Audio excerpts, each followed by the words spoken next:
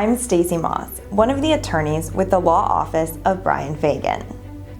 I don't know anyone who chooses to go through a CPS custody case, because CPS cases are time-consuming, nerve-wracking, and extremely intimidating. They can also be very scary for your children as well. Children need structure and consistency. Unfortunately, a CPS case is anything but that. As a result, there are 3 components you need to be aware of when going through a CPS custody battle. Number 1, what is a Sapser, or suit affecting the parent-child relationship? Number 2, you need to know what an initial hearing is. And number 3, the details of a CPS status hearing. The first component, what is a Sapser? A Sapser is a suit affecting the parent-child relationship. If CPS would like to move forward and attempt to win conservatorship rights over your child, they must first file a suit affecting the parent-child relationship, or a Sapser. CPS will ask a Texas family law court to name themselves as temporary managing conservator of your child. A conservator is someone who makes decisions for another person and decides where that person lives. Before you reach the point where CPS will ask a court to be named as the temporary managing conservator of your child, your CPS caseworker and their supervisor will talk with you about whether your child needs to be removed from your home and if that can be avoided. The second component, you need to know what an initial hearing is. If CPS is named as the temporary managing conservator of your child at an initial hearing, then temporary orders will be issued to define the role of CPS as a conservator.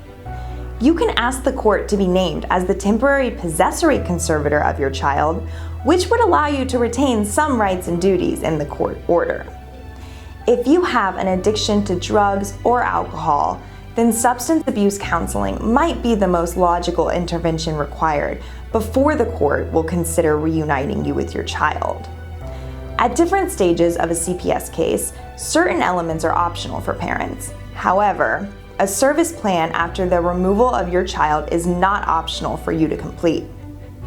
If you fail to complete that coursework, then your child will not be returned home, and your parental rights would most likely be terminated. At the very least, your parental rights would be severely limited because you failed to complete the necessary course or counseling.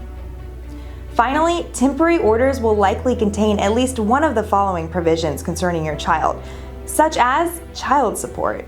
Just as you or your co-parent may have been ordered to pay child support in a prior child custody or divorce case, you might also be ordered to pay for child support to the new caretaker of your child. Whether that is a foster family, friend or family member, you could be ordered to pay child support in conjunction with the CPS case. The third component is about the details of a CPS status hearing.